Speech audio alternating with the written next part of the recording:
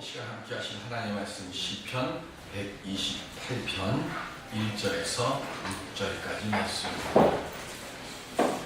시편 128편 1절에서 6절. 여호와를 경외하며 그의 길을 걷는 자마다 복이 있도다. 내가 내 손이 수고하려고 걷을 것이다. 내가 걷기로 통통하리로다. 내 집 안방에 있는데 안에는 결실한 포도나무 같으며 내 식탁에 둘러앉은 자식들은 어린 감람나무 같으리로다. 여호와를 경외하는 자는 이같이 복을 얻으리로다. 여호와께서 시온에서 내게 복을 주실지어다. 너는 평생에 예루살렘의 번영을 보며 내 자식의 자식을 볼지어다. 이스라엘에게 평강이 있을지로다. 아멘. 옆에 분들과 함께 인사하시기 바랍니다. 주 안에서 사랑하고 축복합니다.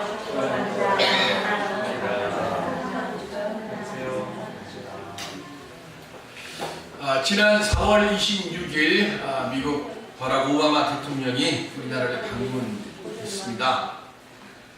우리나라를 방문하면서 세월호의 비극을 겪은 안산 단원고에다가 목련 묘목을 기증을 했습니다.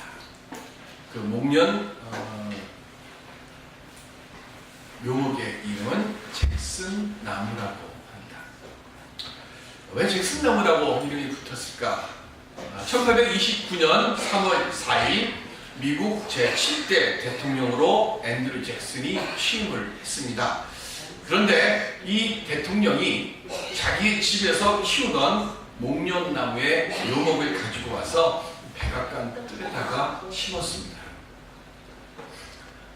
왜 백악관 뜰에다가 목련나무 묘목을 심었는가 하면 대통령이 당선이 되고 취임을 2달쯤 앞둔 때에 그만 아내 레이첼이 세상을 떠나고 말았습니다. 그래서 그 자기 아내 레이첼을 기억하기 위해서 그 목련 나무를 백악관에 심었는데 앤드류 잭슨 대통령이 재선에 성공을 해서 8년 동안 그 백악관에 이 나무가 자랐고, 그리고 나서 이 8년 동안 머무르는 동안에 이 목련나무를 보면서 아내에 대한 사랑을 그리고 기리면서 나라를 잘 통치했다고 합니다. 그리고 이때부터 미국 사람들이 이 목련나무를 잭슨 목련이라고 이름을 지었습니다. 우리 교회 마당에도 이 목련나무가 있습니다. 제가 나무 이름을 잘 별로 모르는데 목련나무는 압니다. 아는 게 이게 꽃이 봄철에 제일 먼저 피고요. 제가 이 목련나무를 잘 아는 이유는 꽃이 한 일주일쯤 피고 난 뒤에 그 다음부터 지기 시작하는데 이게 골목을 너무 어지럽게 해가지고 매일같이 목련 꽂히면 나가서 빗자루로 쓸어가지고 담아가지고 옮겨 놓느라 아주 목련하면 지긋지긋할 만큼 우리 마당에 저 목련나무가 활짝 피는데 그럼에도 불구하고 많은 사람들이 목련나무를 심습니다. 사실은 1년에 딱 일주일 저 목련나무 보고 싶어갖고 목련나무를 심는 거 아닙니까? 지금은 전혀 방송에 안 나오는 저희들이 얘기하는 엄스타라고 하는 분이 있습니다. 엄정행 씨가 불러서 유명해진 노래가 있죠. 오 내 사랑 목련하야. 거기에 나오는 가르처럼요. 추운 겨울 해치고 온, 그렇죠? 그리고 봄날을 여는 꽃. 목련을 심는 이유는 그거 한 가지라 생각합니다. 모진 겨울, 그 모진 고통, 모진 아픔, 모진 눈물 속에서 목련이 피면 봄이 오는 거예요. 봄이 오면 목련이 피는 게 아니라 목련이 피면 봄이 오는 거라고 믿도록 그렇게 우리에게 소망을 줍니까? 그래서 수많은 집들이 집 마당에 목련나무를 심는 것이 아니라 이에 세월호 사건 때문에 단원고뿐만이 아니라 대한민국 전체가 겨울 왕국이 되어버렸습니다. 이해할 수도 없고 이해될 수도 없는 슬픔의 일이 이 땅에 일어났습니다. 지금 이때에 정말로 우리에게 필요한가? 그것이 바로 부활신앙이라고 믿습니다. 부활신앙이 뭡니까? 감당하기 어려운 고통, 죽어야만 끝날 것 같은 절망적 상황에 있을 때 죄인된 우리를 살리시기 위해서 십자가에서 대속의 죽으심을 통해 하나님의 사랑을 확증시키시고 다시 살아나신 예수 그리스도의 은혜를 생각하며 오늘 십자가를 바라보며 다시금 일어서려고 우리를 일깨우는 것, 이것이 예수 믿는 우리들이 갖는 부활신앙이라고 믿습니다. 이 시간 예배를 드리러 온 오늘 우리들이 먼저 이 부활신앙의 참된 소망을 그리고 기쁨을 갖는 우리 모두가 되어져야 될 줄로 믿습니다. 성도의 삶은 실패하지 않는 삶을 사는 것이 아니라 실패할 때마다 예수 그리스도의 은혜의 그 십자가 대속에 감사할 일을 생각하면서 다시금 일어서는 삶을 사는 이들이 바로 성도의 삶이라고 믿습니다. 이 시간 오늘 우리들부터가 이 부활신앙의 모습을 온전히 지켜가며 항상 새 은혜 안에서 새롭게 고난을 헤치고 살아갈 수 있는 우리 모두가 되시기를 주님의 이름으로 축원드립니다.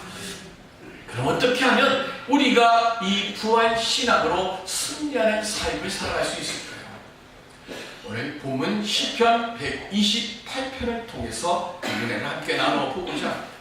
시편은 128편을 읽을 때는 127편과 세트로 같이 읽어야 됩니다. 127편이 전편이고 128편이 후속편입니다. 127편은 한마디로 이야기하면 가정과 나라를 하나님께서 세우시지 아니하시면 세우는 자들의 수고가 헛되다는 것을 말씀하고 있습니다. 즉 하나님을 신뢰하면서 수고하며 살라고 권면한 것이 시편 127편의 말씀입니다. 그리고 그렇게 하나님을 신뢰하면서 수고하는 자들에게 주시는 돌보심의 은혜의 복을 기록한 것이 시편 128편의 말씀입니다. 오늘 본문 1절에 이렇게 시작합니다. 여호와를 경외하며 그의 길을 걷는 자마다 복이 있도다. 아멘. 하나님을 경외하면서 수고할 때 그 수고가 헛되지 않도록 하나님께서 복을 주신다는 말씀입니다. 경외하다라고 하는 말씀의 뜻은 공경하고 두려워한다는 겁니다. 신자들마다 다 하나님을 경외함의 믿음에서 우리의 믿음을 시작해야 하는 거예요. 선지자들이 하나님의 심판을 선포할 때 공통적으로 나오는 죄가 세 가지입니다. 첫 번째가 음란함입니다. 두 번째가 우상을 숭배하는 겁니다. 그런데 이 모든 것이 어디서 옵니까? 교만함에서 옵니다. 즉 하나님의 백성인 이스라엘 백성들이 교만과 음란과 우상 숭배함의 범죄를 범할 때마다 그때마다 하나님께서 그들에게 심판을 명하시고 그래서 선지자들이 그 입술을 통해서 그들의 심판을 선포합니다. 그러면 하나님께서 언제 이스라엘을 완전히 버리십니까? 하나님을 두려워하지 않을 때. 왜 하나님을 두려워하지 않을 때 하나님께서 이스라엘 백성들을 완전히 버리실까요? 하나님을 두려워하는 하나님 앞에서 내가 범죄하지 않으려 합니다. 그런데 하나님을 두려워하지 않으면 하나님 앞에서 인생을 살지 않기 때문에 악을 행하는 것이고 그 악을 행해도 그것이 잘못된 것인지를 모르기 때문에 그렇습니다. 그래서 전도서 12장 13절로 14절에 이렇게 말씀하고 있습니다. 시작. 이에 결국을 다 들었으니 하나님을 경외하고 그의 명령들을 지킬지어다. 이것이 모든 사람의 본분이니라. 하나님은 모든 행위와 모든 은밀한 일을 선악간에 심판하시리라.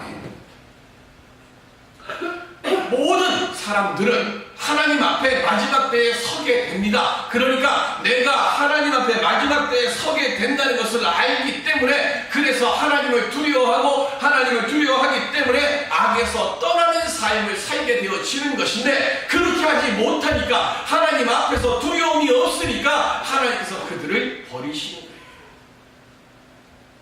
오늘 시편 128편에는 그래서 하나님을 경외하며 살라고 말씀하면서 하나님을 경외하는 삶을 사는 사람들에게는 두 가지의 특징이 있음을 우리에게 말씀하고 있습니다.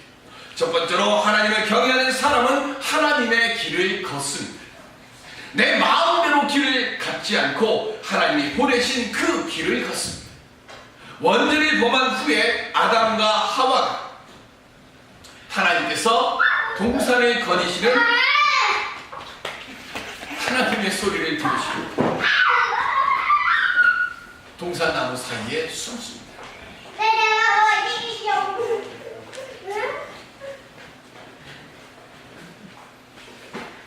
창세기 3장 10절 함께 보실까요? 시작. 이르되 내가 동산에서 하나님의 소리를 듣고 내가 벗었으므로 두려워하여 숨었나이다. 아멘. 하나님을 경외하는 삶을 살아갈 때는 두려움이 없었습니다. 부끄러움이 없었습니다. 그때는 두려움이 뭔지도 모르고 살았습니다. 그런데 마음에 교만함이 들어왔습니다. 마음에 교만함이 들어왔고, 교만함이 들어와서 선악과 나무를 따먹고, 선악과 나무를 따먹은 뒤에, 원죄의 마음이 들어간 뒤에 그 다음부터 그 마음 속에 어떻게 됩니까? 부끄러움이 생겼습니다. 두려움이 생겼습니다. 그러다 보니까 자신이 있어야 할 자리에 있지를 못하는 거예요. 원죄를 범하기 전에는 하나님이 오실 때 하나님 오셨습니까 하고 하나님과 함께 대화를 나누고 자기의 자리에 머물러 있었어요. 그런데 죄를 범하고 나니까 부끄러움이 생겼습니다. 두려움이 생겼습니다. 그러다 보니까 하나님이 오시니까 자기의 자리에 있지 못하고 나무 뒤로 숨어버립니다.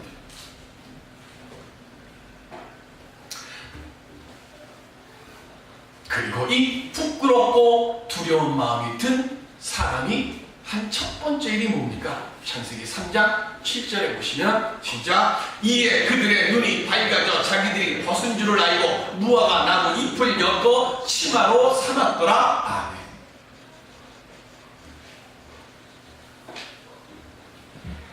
밀림의 왕 타잔도 나뭇잎으로 옷을 안 입어요.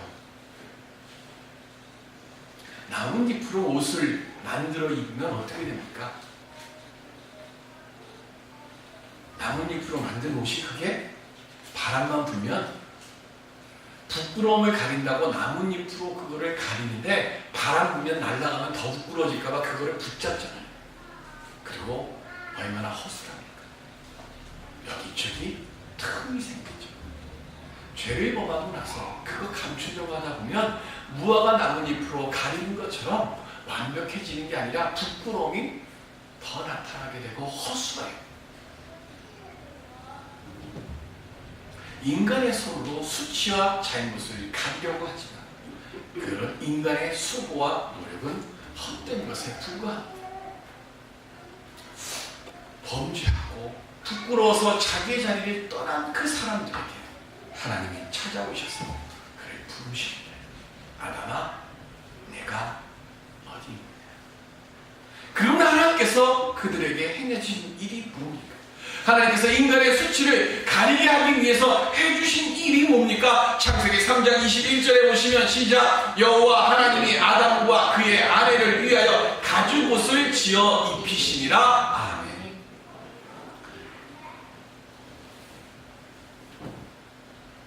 내가 아무리 머리를 쓰고 내가 아무리 노력을 해도 우리가 하는 것은 무화과 나뭇잎으로 만든 것이에요.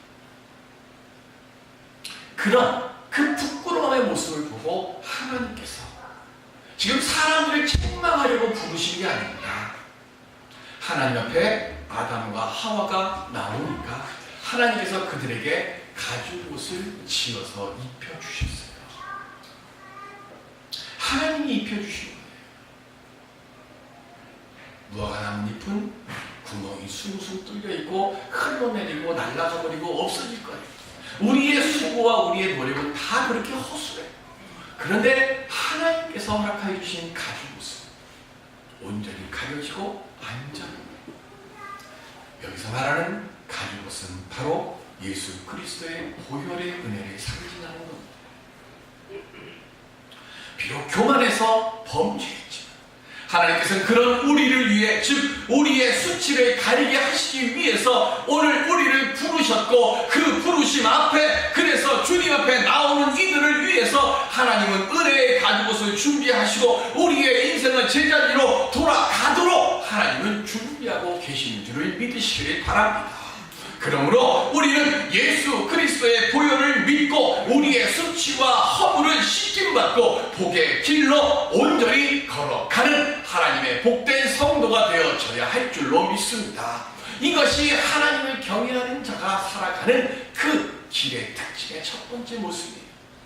두 번째는 오늘 본문 3절에 보시면 내 집 안방에 있는 내 아내는 결실한 포도나무 같으며 내 식탁에 둘러앉은 자식들은 어린 감람나무 같으리로다. 포도나무와 감람나무 같게 해주신다 그랬습니다. 감람나무는 지난번에 말씀드린 것처럼 올리브나무예요. 올리브나무는 20m에서 30m가 되도록 쑥쑥 자랍니다. 그리고 올리브나무의 잎은 40cm 내지 50cm쯤 돼요. 아주 크고 무성함을 뜻하는 겁니다. 두 번째로는 이 감람나무는, 올리브나무는 600년, 평균 수령이 600년이래요. 오래 삽니다. 지금 이태리나 스페인에 가면요 3000년 넘은 올리브나무들도 많습니다. 그게 장수예요. 세 번째로 그 올리브나무를 베어내면, 우리도 저 산수유나무 베었더니 지금 요새 보니까 거기서 막 새싹들이 막 자라나요. 올리브나무도 마찬가지로 나무를 베어버리면 그 벤 그곳에서 새로운 순들이 자라서 또 그 새롭게 자라난 그 나무도 몇천 년씩 살아간다고 합니다. 부모가 다 세상을 떠나도 자식들이 새롭게 자라나서 그 가정의 혈통을 유지함으로 조립하게 만들어준다는 것이 감람나무와 같다는 말씀 속에 담겨있는 것이 첫 번째 뜻입니다. 두 번째는 올리브 나무 열매를 가지고 기름을 짜서 그것으로 많은 사람들에게 유익하게 해줍니다. 그것처럼 하나님을 경외하는 가정의 자녀들은 올리브유가 많은 사람들에게 유익을 베풀어 주는 것처럼 사람들에게 유익함을 베풀며 그렇게 살아가도록 하나님께서 지켜주신다는 약속의 말씀이 어린 감람나무와 같다는 말씀 속에 담겨있는 뜻입니다. 아브라함은 하나님으로부터 축복을 받을 때 자신이 하나도 없었습니다. 포도나무는 다산을 상징하는 겁니다. 내 집 안에는 포도나무와 같다 그랬어요. 포도나무는 연약한 뿌리입니다. 줄기죠. 아주 연약한 줄기인데 거기에 이만한 포도송이들이 열립니다. 대구에서 목회할 때 포도를 하는 집사님이 계셔서 포도밭을 자주 가요. 가서 보면 정말로 줄기가 요만한데요. 그게 무슨 힘이 있을까? 지 혼자 서지도 못해갖고 나무 막대기를 해갖고 돌 이렇게 쭉 스리터야 그거 타고 지지지 타고 올라가고 돌돌돌 말립니다. 그런데 그 가느다란 포도줄기에 이만한 포도송이들이 맺히고 사람의 눈으로 볼 때는 연약합니다. 그런데 하나님을 경외하는 자에게는 그렇게 연약한 줄기와 같은 오늘 하나님의 자녀들에게 세상이 깜짝 놀랄 만한 포도송이와 같은 탐스러움의 은혜의 열매들을 주렁주렁 맺게 하여 주신다는 말씀이 포도나무의 축복이에요. 그런데 아브라함은 그렇지가 않았습니다. 하나님께서 내가 사단을 통해서 내 자손들이 바닷가의 모래와 같이 하늘의 별과 같이 내가 많게 해 주리라고 약속하셨는데 밥 먹을 때는 너희 사라와 둘밖에 없어요. 그런데 아브라함이 그러면 하나님을 경외하는 삶을 살지 않았습니까? 아닙니다. 누구보다도 경외하며 살았습니다. 그런데 분명히 하나님은 아브라함에게 축복의 약속을 주셨습니다. 그런데 눈앞의 현실은 어떻습니까? 축복받은 삶의 모습이 아니었습니다. 그럼에도 불구하고 아브라함은 믿음의 자리를 지켜갔습니다. 믿음의 자리를 지켜갔을 때 훗날 우리는 아브라함을 뭐라고 얘기합니까? 믿음의 조상이라고 합니다. 그 당시에는 아브라함에게 아무것도 없는 것 같이 보였지만 아브라함은 하나님을 바라보고 그 믿음의 끈을 놓지 않고 시련도 있었고 넘어질 때도 있었고 의심할 때도 있었지만 하나님을 향한 성전을 향한 믿음의 끈을 끊지 않고 그것을 꼭 붙잡고 살아가더니만 결국은 하나님으로부터 축복의 열매를 얻게 됩니다. 오늘 환난 중에 있습니까? 어려움 중에 있습니까? 요즘 우리 광고에 나오죠. 광대역 LTE. 거시적인 눈을 가지십시오. 미시적인 지금 당장에 있는 이 시간만을 보며 내가 복받았네. 조금 복받으면 하나님 내가 이 교회 와서 축복받았습니다고 자랑하고 조금 힘들면 하나님 내가 이 교회 와서 하나님 내가 누구 만나서 어렵습니다. 지난 인내와 소망의 눈을 가지고 아브라함과 같이 믿음으로 견뎌가십시오. 하나님께서 바닷가의 모래같이 하늘의 별같이 축복의 응답들을 우리에게 허락하여 주실 줄로 믿습니다. 이 믿음으로 경외하는 삶을 살아갈 수 있는 우리 모두가 되시기를 바랍니다. 고린도후서 5장 7절에 보시면 시작. 이는 우리가 믿음으로 행하고 보는 것으로 행하지 아니함이로라. 아멘. 전 경북대 총장이었던 박찬석 교수가 쓴 글이 인터넷에 아주 유명하게 다니고 있습니다. 박찬석 교수 박찬석 이름만 쳐도 인터넷에 가면 지금 제가 설교하는 내용이 쫙 나오니까 경남 산청 아주 촌골 분입니다. 가난한 농부의 아들이고 아버지는 남의 집에서 밭대기 해서 하는 소작농이었습니다. 근데 아버지가 가정 형편도 안 되고 머리도 안 되는 아들을 대구로 유학을 보냅니다. 아들은 큰 물에서 놀아야 된다고 대구로 보냈어요. 그래서 대구 명문 중에 하나인 대구중학교에 입학을 했습니다. 경남 산청에서 지내던 자기가 똑똑한 줄 알았는데 대구에 와서 보니까 전부 다 똑똑하네. 당연히 공부에 취미가 안 생겼어요. 그러다가 1학기를 마쳤는데 성적표를 받았는데 68명 중에 68등입니다. 방학이 돼서 집에 가야 되는데 도저히 가난한 먹는 것도 안 먹고 입을 것도 안 입고 그 가난한 형편에 무리해가면서 자기를 대구로 보내가지고 거기서 공부시키는데 양심은 있어서 이게 양심인지 뭔지는 모르지만 차마 68명 중에 68등 안의 성적표를 아버님께 드릴 용기가 나지 않아서 성적표를 조작합니다. 초등학교도 못 나온 가난하고 못 배운 아버지가 설마 이거를 알아볼 수 있을까? 근데 고쳐도 좀 웬만큼 고쳐야 되는데 너무 세게 고쳤어요. 68명 중에 1등으로 고쳐가지고 그 성적표를 아버지에게 갖다 드렸습니다. 성적표를 딱 받아보신 아버지 앞에 이제 동네 분들이 동네 사람들이 다 친척들이 많이 모여 살았으니까 동네 사람들이 와가지고 아니 찬석이가 대구로 유학 가서 공부하고 이제 방학 돼서 왔는데 어떻게 찬석이 공부 잘했느냐고 그랬더니 아버지가 아무렇지도 않게 이렇게 얘기합니다. 앞으로 봐야지 이번에는 어쩌다 1등을 했는가 봐 이렇게 대답을 합니다. 그랬더니 속도 모르고 친지들이 얘기합니다. 아이고 자네보다 낫구만 이러면서 하는 말이 똑똑한 애 낫네. 그런데 1등을 했으니까 잔치해야지 이러는 거예요. 그러니까 아버지가 잔치해야지 이러는 거예요. 그런 얘기 들을 때마다 이 아들은 가슴이 덜컥덜컥 내려앉죠. 그 다음날 아침에 강에 가서 멱을 감고 집으로 돌아왔는데 깜짝 놀랄 일이 생겼습니다. 가난한 소작농의 재산 목록 1호가 돼지예요.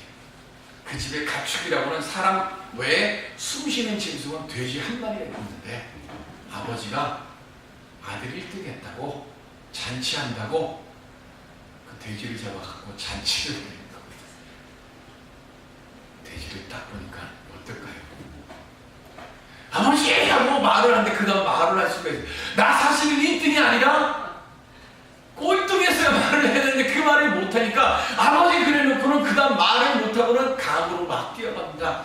뒤에서 찬서가고 부르는데 그 소리 들으면서 강으로 가갖고 강 무수가 나는 죽어야 돼 그러고 강 속으로 머리를 팍 감았는데 죽는 것도 아무나 죽는 겁니까? 못 죽자니 숨 나타고 하니까 머리가 쑥 빠져나오고 자기 머리를 치우면서 저가면서 난 죽어야 돼 그러다가 그때부터 사람이 바뀌었습니다. 10년이 지나서 대학 교수가 됐고 그리고 자기 아들이 중학생이 됐습니다. 그 일이 일어난 지 33년이 지나서 45살, 6살이 된 어느 날 이제 아들이 중학교에 입학을 해야 되니까 이제는 이심직고를 하려고 부모님 앞에 갔습니다. 그리고는 부모님에게, 어머님에게 얘기합니다. 어머니요, 저 중학교 1학년 때 실은 하니까 옆에 있던 아버지가 한 말씀 하십니다. 아이고 이때 그만해라, 얼라 듣는다.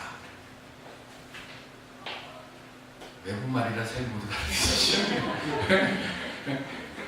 다 알고 있었다. 그만해라. 네 아들 듣는다. 부끄럽다. 그 얘기죠.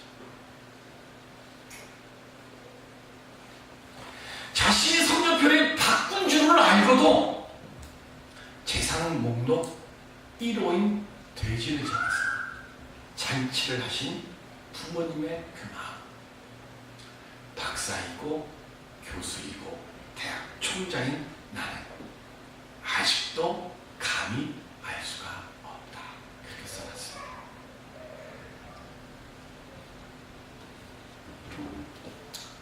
믿음은 보아서 하는 게 아닙니다. 믿고 행하다 보면 보여지는 겁니다. 하나님 우리의 모든 것을 아시고 계십니다. 그러나 변화하기를 기다리고 계십니다. 또 성적표를 감히 바꿔 이런하고 두들겨 팼더라면 아마 경북대 총장이었던 박찬석이라는 분은 없어졌을 거라 생각합니다. 아버지가 믿어주었고 그리고 그 믿어줌에 아들이 바꿨습니다. 우리 아이들은 성적표 받고 여기 만큼 그렇게 나쁜 성적 안 받으니까 걱정 안 해도 될 거라고 생각을 하고요. 하나님은요 오늘 우리를 기다리고 계십니다. 하나님을 경외함으로 내일을 기다리며 오늘 경외함의 그 모습으로 하나님의 은혜의 복된 길에 머무를 수 있는 우리들이 되시길 바랍니다. 우리가 하나님을 경외하며 살아갈 때 하나님께서 반드시 우리에게 승리의 노래를 부르며 살아갈 수 있는 복된 날을 허락하여 주실 줄로 믿습니다. 이 은혜의 노래를 우리의 입술로 자랑스럽게 부르며 살아갈 수 있는 우리 모두가 될 수 있기를 주님의 이름으로 축원드립니다. 기도하겠습니다.